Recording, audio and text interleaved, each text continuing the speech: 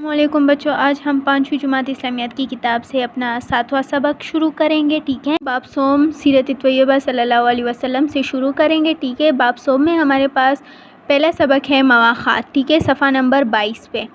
لفظ اسوا کا مطلب ہے نمونہ اور حسنہ کا مطلب ہے نیکی اور بلائی، یعنی نیکی اور بلائی کا نمونہ۔ اللہ تعالیٰ نے نبی اکرم صلی اللہ علیہ وسلم کو لوگوں کے لیے نیکی اور بلائی کا سب سے عمدہ نمونہ بنایا۔ آپ صلی اللہ علیہ وسلم نے اللہ تعالیٰ کے احکامات پر عمل کر کے ہمیں بتایا کہ یہ کام کسی بھی انسان کے لیے کچھ مشکل نہیں اور اسی میں دنیا اور آخرت کی بھلائی ہے۔ اب ہم یہ دیکھتے ہیں کہ ہمارے پیارے نبی صلی اللہ علیہ وسلم نے اپنے ماننے والوں کے لیے نیکی اور بلائی کے کیا کیا نمونے پیش کیے اور انہوں نے ان پر کیسے عمل کیا۔ مدینہ آمد۔ جب کفار قریش نے حضور صلی اللہ علیہ وسلم کے قتل کا منصوبہ بنایا تو اللہ کے حکم سے آپ صلی اللہ علیہ وسلم نے مدینہ کی طرف ہجرت فرمائی۔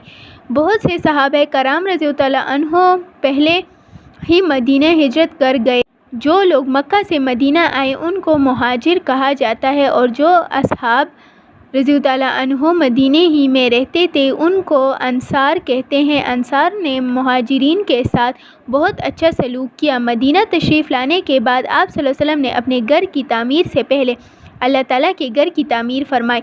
سب سے پہلے مدینہ میں مسجد نبوی تعمیر ہوئی جس میں تمام صحابہ کرام رضی اللہ عنہم نے بڑھ چڑھ کر حصہ لیا۔ محنت مشقت مال اور زر وغیرہ سے ہر طرح مدد کی۔ یہی مسجد مہاجرین اور انصار کی محبت کا مرکز بنی۔ مواخات۔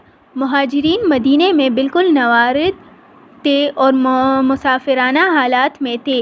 جب مسجد تعمیر ہو گئی اور حضور صلی اللہ علیہ وسلم کو کچھ اطمینان ہوا تو آپ صلی اللہ علیہ وسلم نے ایک دن حضرت انس رضی اللہ عنہ کے مقام پر مسلمانوں کو جمع کیا۔ ان میں 45 مہاجرین اور 45 انصار تھے۔ آپ صلی اللہ علیہ وسلم نے دونوں یعنی مہاجر اور انصار میں سے دو اشخاص کے درمیان رشتہ مواخات قائم کیا، یعنی ایک مہاجر کو ایک انصار کا بھائی بنا دیا۔ انصار کا ایثار۔ انصار نے جس ایثار اور قربانی کا مظاہرہ کیا اس کی مثال دنیا کی تاریخ میں نہیں ملتی۔ انصار اپنے مہاجر بھائیوں کو اپنے ساتھ لے گئے اور اپنے مال اور دولت، جائیداد، کھیتی باڑی، ارض کے تمام چیزوں میں برابر کا حصہ دار بنایا۔ لیکن مہاجرین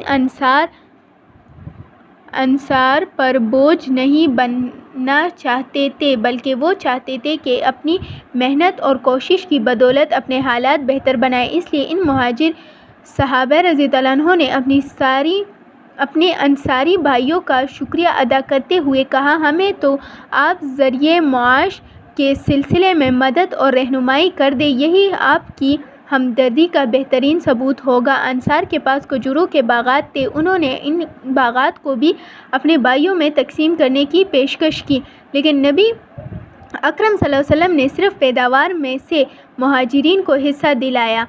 4 سن میں یہودیوں کے قبیلے بنو نصیر کے باغات مسلمانوں کے قبضے میں آئے تو آپ صلی اللہ علیہ وسلم نے انصار کو بلایا اور فرمایا کہ اگر تم لوگ مناسب سمجھو تو نئی زمینیں مہاجرین میں تقسیم کر دی جائے اور پیداوار میں تم لوگوں نے انہیں جو حصہ دیا ہے اسے واپس لے لو۔